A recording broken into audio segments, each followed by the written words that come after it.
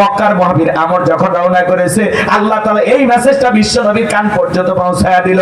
নবী গো, ওই মক্কার মহাবীর আমর আপনার মাথা নেওয়ার ঘোষণা করে রওনা করেছে।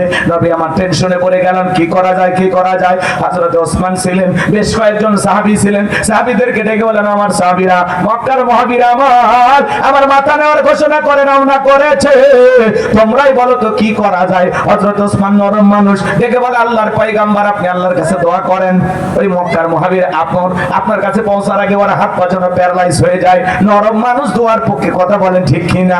হযরত ওসমানের কথা শুনে নবীজি হাত তুলে দোয়া করা শুরু করে দিলেন। আল্লাহ, ওই মক্কার মহাবীর আমার মাথা নেওয়ার ঘোষণা করে রওনা করেছে, আমি চাই ওই মক্কার মহাবীর আমার কাছে পৌঁছার আগে ওর হাত পা এতটুকু শুধু বলেছেন। আমার আল্লাহ ডেকে বলে, জিবরাইল, আর করিস না দেরি, আমার নবীকে জানায় দাও তাড়াতাড়ি। আমি আল্লাহ শুধু দুই হাত দোয়া করার জন্য দেই নাই, মাঝে মাঝে জ্বালা মারবে ইমানদেরকে সাইজ করার জন্য ওই দুই হাতে লাঠিও তুলে নেওয়া লাগবে। বলেন আল্লাহু আকবার। জিবরাইল এসে বলে, নবী দোয়া কবুল হবে না, হাত নামান। নবী তখন হাত মুখে না লাগায় হাঁটুর উপরে রেখে দিলেন। অনেকে মুনাজাত করে আর দড়ি পাকায়। ও চাচা, চাচা এদিক তাকান, দড়ি পাকান শেখ দেখেননি?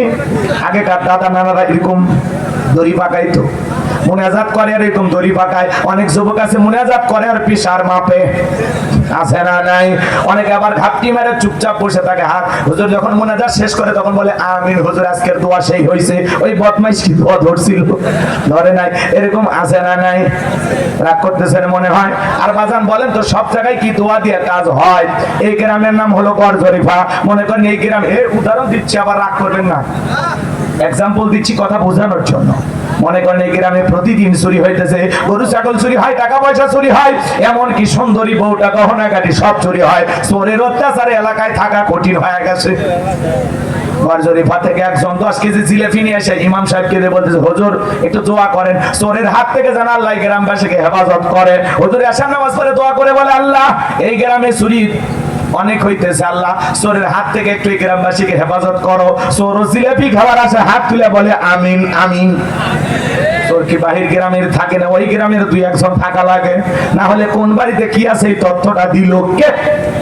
বোঝেন নাই, বোঝেন নাই? ওই জায়গায় জিলাপি পায়, হুজুর যদি দোয়া না করে বলতে, গড়জরিফার যুবকেরা, তোমরা যদি তোমাদের গ্রামের চুরি বন্ধ করতে চাও, মাগরিব থেকে ফজর পর্যন্ত এই গ্রামে ঢোকার 4টা রাস্তা আছে, এই 4 রাস্তার মোড়ে মোড়ে বাংলার লাঠি নিয়ে দাঁড়ায় থাকবা। চোরকে দেখা মাত্র এই লাঠি দিয়ে এমন পিটাইবা যাতে 6 মাসে মাজা সোজা না করতে পারে।